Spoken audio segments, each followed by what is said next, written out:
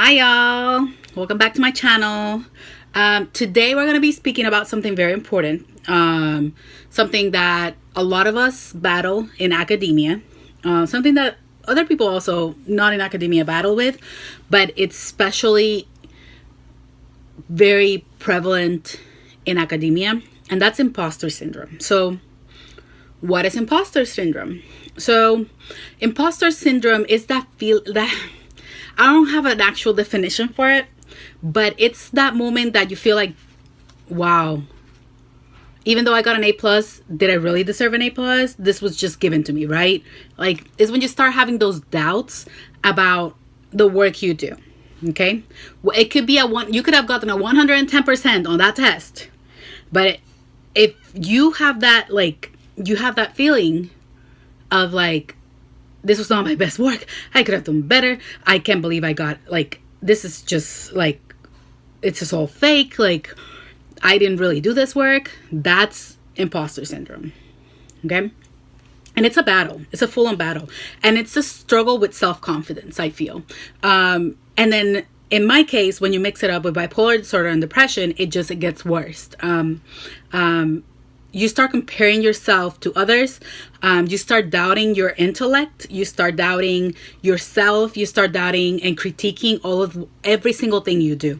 And that's when it in academia, it's bad, because you start like, okay, so you do a paper and you turn it in and you're like, oh my God, this is horrible. You get your grade back. It's not that bad. It's pretty good grade. And you're still like, wow, they just gave me this grade. I can't believe it. You know, it's that feeling of not, like, you're not confident in what you do yourself. You feel like someone else should have gotten the praise for what you did. Or let's say a PhD program, you get into a PhD program, you're like, oh, someone else deserved to get into the program, I didn't.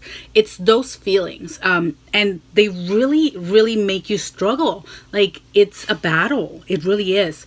I personally have struggled with imposter syndrome for a long time, ever since high school. Like, I didn't believe I was going to get into college. And I had a good GPA. I had a 3.51 when I graduated high school. So it was pretty good. I was going to get into college, but I didn't believe that I was going to get in. And then when I did get in, I was like, oh, I probably took the spot of someone else. So I was very non-confident in what I did in my work. I even got letters of recommendation from PhDs for my, like, because one of my professors, one of my teachers in high school had her PhD and was a college professor, but decided to teach high school. And she gave me a lot of recommendations. So even though with all these things that I had honors in high school and everything, I still didn't believe in myself. And that can really get to you and make you feel worse. Okay. I was surprised of the grades I got. I was surprised of the colleges I got in. I applied to 3 colleges. All 3 I got in with scholarship in all 3 of them. Still, I didn't believe that I deserved it. And then when I got into my Disney internship, I was like, wow, they could probably have picked someone else because I was horrible. I didn't value myself. And then most recently, second to the most recently, when I got into my master's program, I applied for 7 programs. And out of those 7 programs, I got into all 7 of them. And I still was doubting myself and doubting that I really did get in. I felt like, oh, this is a joke. They're going to send me a letter saying, hey, you didn't get into the program, like, the next day. Like, that's how bad it gets, to the point that you don't believe in yourself anymore. You don't believe in your work. You don't believe in anything. You think that you're just like poop. Like, that's how bad it is. And then most recently, it happened again when I was applying for my PhD program. As I was applying, I was just like, oh my God, everyone's going to hate me. They're going to think my work is just poop. Like, they are going to think it's just horrible.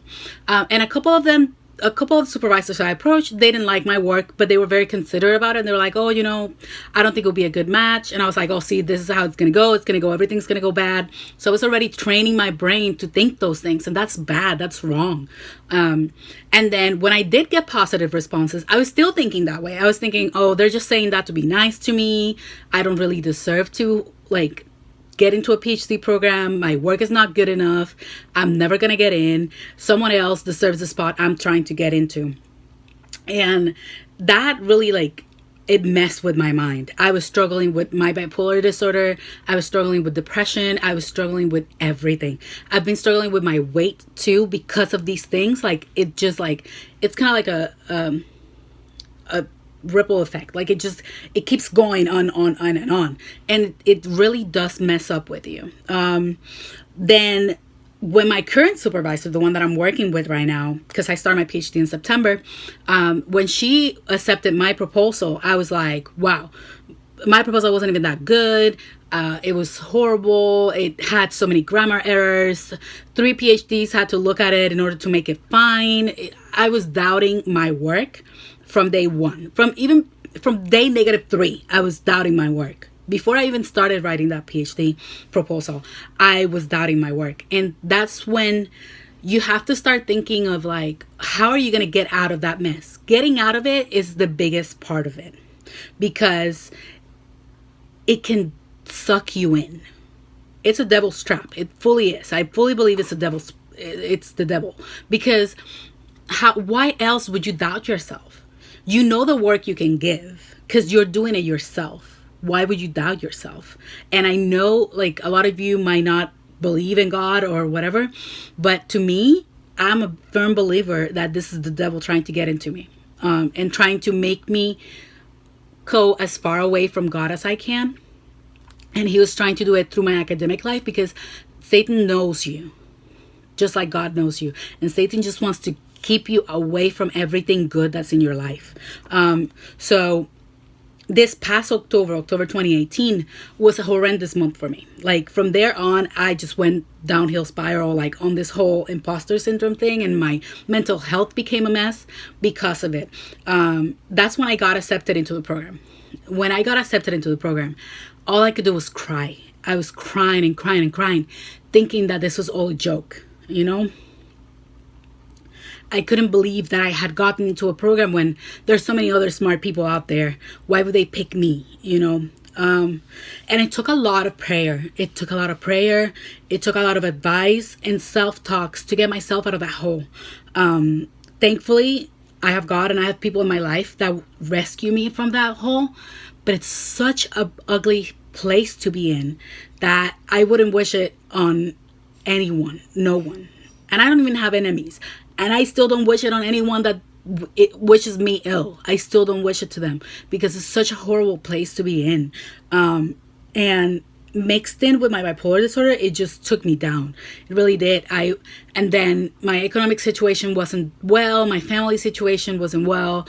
My medical things just got worse and worse and worse. And it's just like everything at the same time just takes you and just like, it makes you feel worse. And then you start thinking, oh yeah, see, this is the reason why I was saying that. Oh, everything that I did was, everything that I've done is fake. So it's very important to focus yourself on the good things. Put God in front of everything. So, and I know some of you might not believe in God, and I implore you to look into what God can give you and how seeking God is like the best thing that you could do, because he's the only one that can rescue you from the own pit that you have dug yourself into. Because this is something that I believe, like, I dug myself into this. I allowed things to get me to that point, and I've allowed myself to get to the point where I couldn't any longer take care of it by myself. I had to get other things to help me. So like I'm on medication. I have to meditate every day. Otherwise I will go crazy. So it's just looking at the steps to help you get out of that funk. Like now I can say that while I might not fully be confident in my work, I know that I can do it, but I can only do it with God. And that's what I want to implore you guys to do. Seek God and see how God can change your life, not only in your personal life, but also in your professional life, in your relationships, and everything. He will be there to protect you. And things like this, like imposter syndrome, can really get to you. And just it's all I gotta say is horrible. Be careful with it. You will feel it. You'll feel these like drops in your self-confidence, but you just have to trust your work and trust your ethics and trust everything that you do. Like, it's big. You have to study trust. You have to study what it means to trust something and really meditate on it, because if you don't, that's when imposter syndrome will take over your life and you won't do anything. That's why people drop out of things. I have dropped out of so many things because I'm not confident enough in myself. And that's where imposter syndrome comes in. Like, I used to believe that I would never be a good dancer because there were so many other people that were great dancers. Why would they pick me when they could have picked them? So what I say to all of this, to end this video, it's already 10 minutes, really, really try to grasp the concept of you are worth it. Your work is enough. Your work is better than enough. And that God really is with you. Doesn't matter what. Doesn't matter whether you believe in it or not. He's with you. He loves you. And there's no need to not have confidence in yourself because God has confidence in you. So I hope you all liked this video. If you liked it, give it a thumbs up. If you didn't, then amen. You didn't like it. That's fine. I'll take it. And just have a great day. Enjoy. Don't let anything bring you down, and I'll see you next time.